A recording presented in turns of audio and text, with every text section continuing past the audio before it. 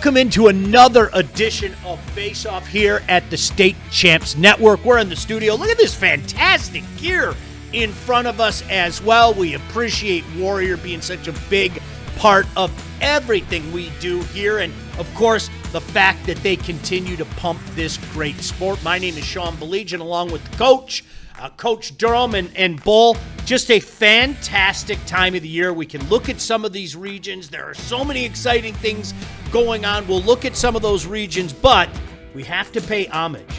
How about Catholic Central? Yeah, huge upset. I don't know if it's an upset. We kind of talked about this, that, these are the two teams that we see getting into the final, and that's where they're at. Game 2, CC Rice. Well, CC was prevalent, and it wasn't close. It was 15-2. From what I understand, I wasn't at the game, but I did see the film. They just kind of dominated from start to finish. They dominated the first 6 possessions. They scored on every possession.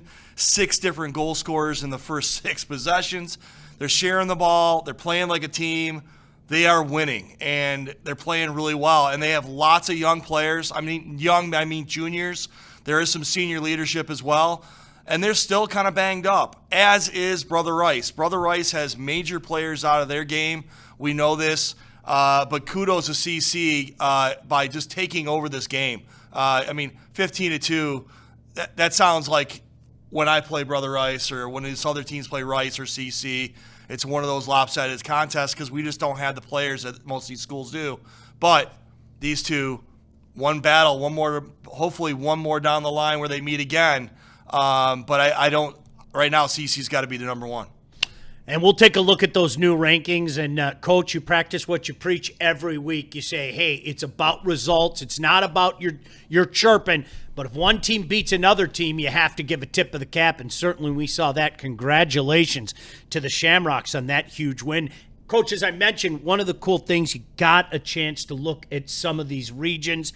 I think there's fantastic action all over the place. But we're going to take a look in particular at a few regions of note. Right.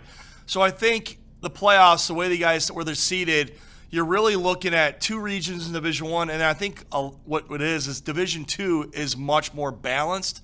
But Division 1, the 2 regions to look at that are probably the most competitive, they're not going to be as lopsided, is Region 4 to start. And that is Clarkston. I just played Clarkston the other night. It was a battle. We prevailed 14-12. It was really close. They have a really solid face-off guy. They got some really talented young players. They move the ball really well. They have a freshman goalie, but they have Brian Kamiskas. He's a great coach, but they really are a team that beat in the region. But they have Romeo, they have Stony Creek, and they have Troy, who are all playing really well. So looking at that region, it could go any way, any one direction, and that's why they play the game, right? Yep. We got to see who's going to prevail. The other region is Region 8. And Region 8 is another type of, looks a lot like Region 4. They have Brighton, which Brighton, to me, is a lot like Clarkston. They're well-balanced. They're young. They have a great coaching staff. They're just one of those teams, but their record doesn't reflect maybe how good they really are. They're in a tough region because they got Salem, who's been playing great. Yeah, Salem lost to Heartland, but a lot of teams lost to Heartland this year, okay, for the KLA championship. But you have Salem in there. And then you have Ann Arbor Pioneer. That's another great region, okay? So I just see that those 2 regions in Division 1 are the most competitive. Yes, CC and Rice are in their regions, but they're just not as balanced as these. Division 2 is unbelievable. I think we could sit here for the next 15 minutes and talk about some of these regions, Coach, but let's start in Region 9. That one really jumps out to you. So Region 9 is the Forest Hills Northern Grand Rapids Catholic Central region. They played each other this year. It's just going to be, I think that it's going to come down to those 2 teams, and that's why I think that region is super competitive, because you have 2 teams that are really good, and they're probably going to play each other in the regional final. And then you got Region 10. This is probably the one of the regions that's probably the most debatable because, Byron Center got the 1 seed. Now, they also are hosting this region.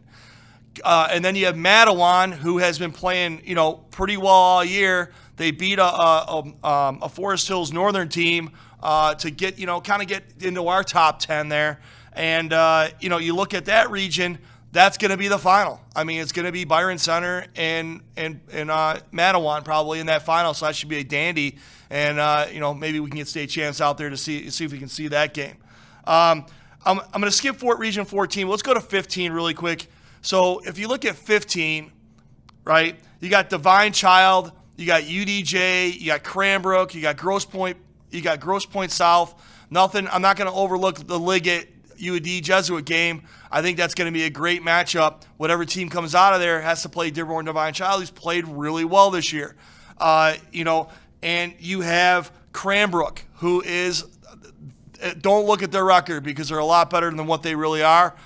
We played them barely 1-1, but they're an unbelievable program. They have a great young coach, J.D. Hess.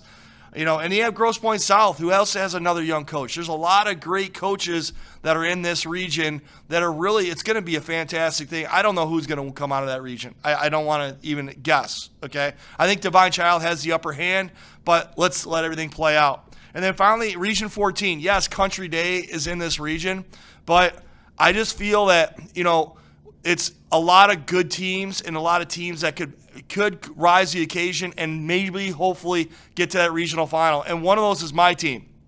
So for the first time, Orchard Lake St. Mary's, we are healthy. I finally got our starting goalie back. He missed the whole season. He played one regular season game on Monday. He played really well. If we get by Wall Lake Western, who's a good team, they have like a Division I guy. They've got their face-off guys excellent. That's going to be a battle too. It's like every game in that region will be great games. You got Rochester Adams, who's played pretty well this year. You've got Notre Dame Prep, who, is one of those teams that's sneaky. But, the question is, can one of us get to that regional final and knock off Country Day? So that's the whole question there. Such an exciting time of year. Can't wait to see how all these regions play out. Best of luck to everybody out there. As we mentioned, though, when we take a look at our rankings, no doubt about it, Coach, we had to make a change at the top. It's not a big change. I mean, it's just because they prevailed this week, and it was a pretty honest domination of prevailing. CC is the outright number one right now with Brother Rice number 2. You got Country Day still at 3. They're number 1 in Division 2, obviously. Still Grand Ledge, still Rockford, still Forest Hills Eastern. Heartland and Lake Orion still sitting there. And then you got Matawan, and I bumped East Grand Rapids. East Grand Rapids has been winning some games. They're beating good teams. They're playing well. So, a lot of it it's part of that whole west side of the state. They play each other. They knock each other off during the regular season, and then they get geared up for the playoffs. So there is a look at your rankings. Obviously, a chance to make a big statement. Once again, good luck to everybody. Speaking of good luck, we are going to take a look now at our Warrior Player of the Year list. Now, no changes this week, but I'm telling you right now, there are going to be multiple changes coming next week. Mark my words, there have been a bunch of names that have been thrown out there. Here's our current list, and as always, we urge you to be a part of it. Yes, your voice can be heard. Make sure you go to our website, vote early, vote often. You can be a part of this, and as always, our top vote getter, you cannot be taken off this list. It's fantastic that we're talking about it. There's our criteria. We've got some great new Warrior gear in front of us. 30% during the season, 20% level of competition. There's that online vote that I was talking about. Get out there and vote. 15% big game performance, 10% team success, and 5% highly recruited prospect. Coach, there are some names that have been knocking on the door, and I have a feeling they're going to be kicking in that door in the next week. I think so, too. Once we bring it up to the committee, take a look at all the stats and analyze it, and we'll make some changes. We are going to, before we get out of here, and throw it off to the girls who are doing a fantastic job with the show. Coach, some big games coming up this week, so without further ado, why don't we take a look at some of the games on the docket? So, so the things that kind of stuck out to me are kind of like rivalries. I see the Troy Ike game. That's going to be a pretty solid game. You always love when Canton plays Plymouth. I think this might be the second time they play. Who's going to be winning, from the park there? And then you got, Grosse Eel and Monroe St. Mary's Catholic Central. They've played each other a couple times this year. So I'm looking forward to seeing the result of that game. And like I said, we're hosting Wall Lake Western. That should be a great game. And then Midland Dow versus Midland, rivalry. Mm-hmm. And then you want to talk about the big rivalry this week, Sean's good old hometown, Northville. They're playing at Novi. Novi's playing at Northville. The Battle of Baseline. That is always a special game. Good luck to everybody out there. Coach, good luck to you. Thanks. And the Eaglets. It's nice to finally get healthy. It's good timing to get healthy this time of year. But seriously, best of luck to everybody out there. And before we bid you adieu, we want you to stick around because the ladies are doing a fantastic job bringing this great game to you. So, ladies, take it away.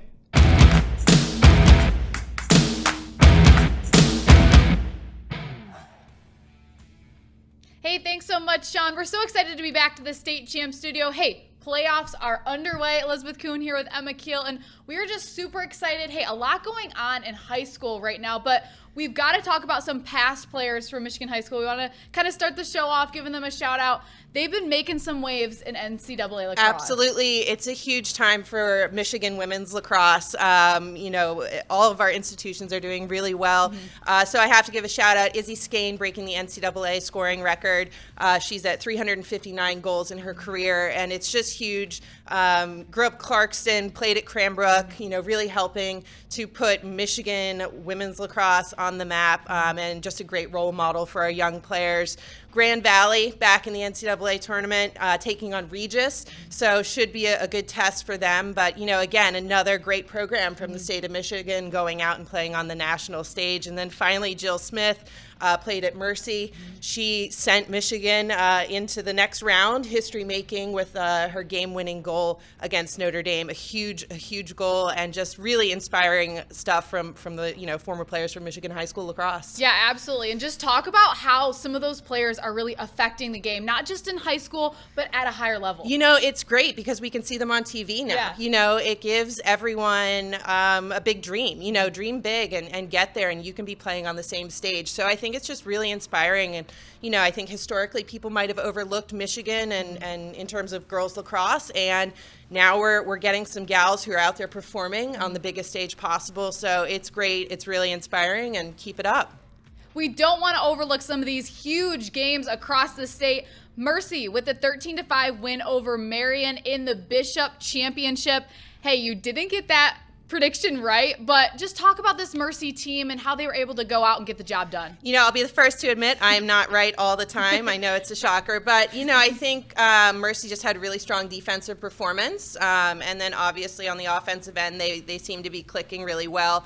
A really fast-paced, moving team, really good drives from the top, and again backed by a great goalkeeper and a stellar defense. So Coach Steve over there doing a great job at the helm. Yeah, and what are you excited to see from them moving forward? They just took this home. What are they going to do moving forward? Yeah, I think the big thing for Mercy is consistency. Mm-hmm. They've had some games where, they might on paper should have won in the regular season, but I think consistency is going to be key for them to make a long postseason run. Yeah, absolutely. And a prediction you got right. Ann Arbor father Gabriel Richard got the win against Liggett. 14-8, a pretty good one. Yeah, a great one. I kind of felt, given their regular season contest, that was going to be the outcome.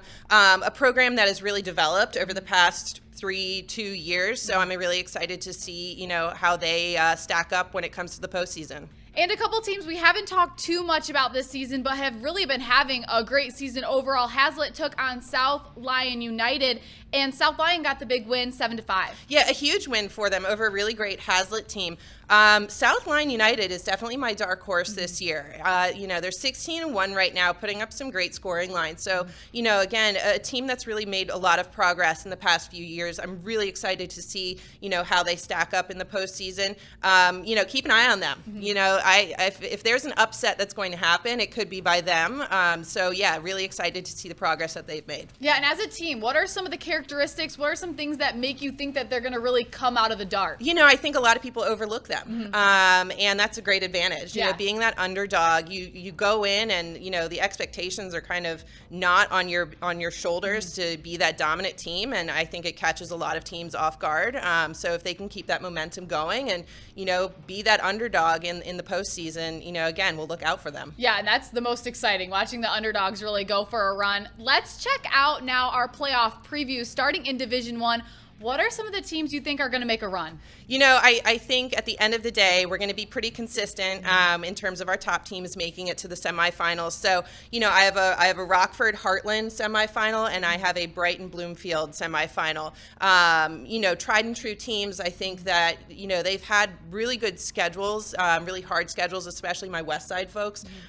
So looking forward to seeing those teams come out of Division I. And Division II, I think we'll see Mercy against Country Day in the semifinal. However, Ann Arbor Father Gabriel Richard, only lost to Mercy by 1. So again, a team to look out for, a team that could be an upset. But at the end of the day, my heart says Mercy against Country Day in that semi. And then Grand Rapids Catholic just dominating. Again, the juggernaut coming out of the West Side. I think it'll be Grand Rapids Catholic versus Hazlitt in the semifinal. And do you have any finals predictions right now? Do you know who's going to take it home in each division? Gosh. Okay, so, I might have to go Division I. I think I'm going to go with Brighton. I know earlier on in the season I said another name, but I think Brighton has really proved themselves.